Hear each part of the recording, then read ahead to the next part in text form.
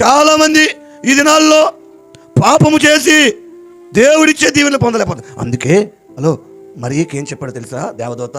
నువ్వు గర్భవతి అవుతావు, ఓ కుమారుని కంటావు, అతడు దేవుడు.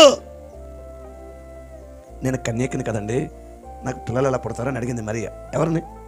దేవదూతని. అంటే దేవదూత ఏం చెప్పిందో తెలుసా అండి?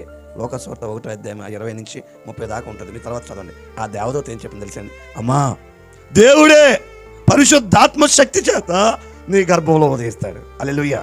గట్టిగా చెప్పండి, మళ్ళీ చెప్పండి ఒకసారి. ఆ మధ్యలో ఉన్న ఇద్దరు చెల్లెళ్ళు చెప్పట్లేదు. వాళ్ళు ఏమనుకుంటున్నారంటే, మా పాస్టర్ గారు చెప్పమన్నప్పుడు ఏమేమి చెప్పను, నువ్వు చెప్పమంటే చెప్పాలా? చూడండి ఎలా చూద్దాం, ఆమె ఎలా చూస్తుందో చెప్పిన ఇలా చూడండి, అయిపోయింది. ఆవిడ ఎలా చూద్దాం, అలా చూస్తుంది. తల కింద దించేసుకోండి. మళ్ళీ ఎవరైనా ఆమె వెనక్కి తిరిగి చూడకండి. ఆ నాన్న వచ్చి నా వంతు చూస్తాడు. మళ్ళా మీకు సీక్రెట్ చెప్పన వద్దా? బాధపడండి చెప్తాను, చెప్పన వద్దా? మరి చెప్పండి. చూసా వచ్చింది అప్పుడే కోపం. ఇలా మీ అత్తగారు అంటే తట్టుకుంటుందా? ఎలా కొట్టించేద్దా అలా కొడుకుతో? నేను చెప్పాలనుకుంటున్న సీక్రెట్ ఏంటో తెలుసా? పైన సూర్యుడు ఉన్నాడే, పగలు సూర్యుడు ఉదయిస్తున్నాడు, రాత్రి చంద్రుడు వస్తున్నాడు. మీ జీవితకాలంలో ఎప్పుడైనా సరే, మీ జీవితకాలంలో ఏ రోజైనా సూర్యుడు తూర్పును ఉదయించకుండా పడమటను ఉదయించిన రోజు ఎప్పుడైనా ఉందా? లేదు.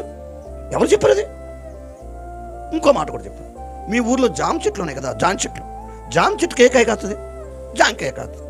ఇప్పుడు జంగారెడ్డిగూడెంలో జామ చెట్టుకి జాంకాయ, తాడేపల్లిగూడెంలో జామ చెట్టుకి, జీలకర్రగూడెంలో జామ చెట్టుకి. చెప్పండి. ఇప్పుడు ఒకవేళ ఇలా పైకి వెళ్ళామనుకోండి, బొట్టాయిగూడెంలో జామ చెట్టుకి జాంకాయ.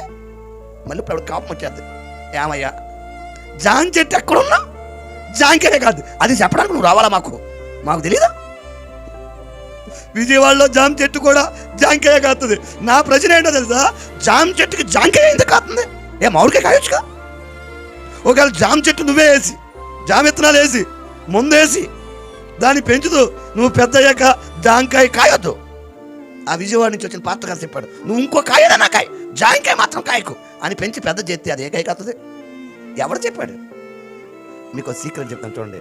జామ చెట్టుకి జాంకాయ కాస్తుంది, మామిడి చెట్టుకి మామిడికాయ కాదు, కొబ్బరి చెట్టు కొబ్బరికాయ కాదు. నువ్వు కొబ్బరి చెట్టు చుట్టూ 100 దర్శనాలు తిరిగి గుండు నున్న కొట్టించుకొని నువ్వు తలకాయ కిందకి కాళ్ళు పైకి పెట్టి నువ్వు ఏదన్నా సయ్యి, కొబ్బరి చెట్టు కొబ్బరికాయ కాదు, అక్కడే ఉంటా కాయ నీ మీద పడుతుంది.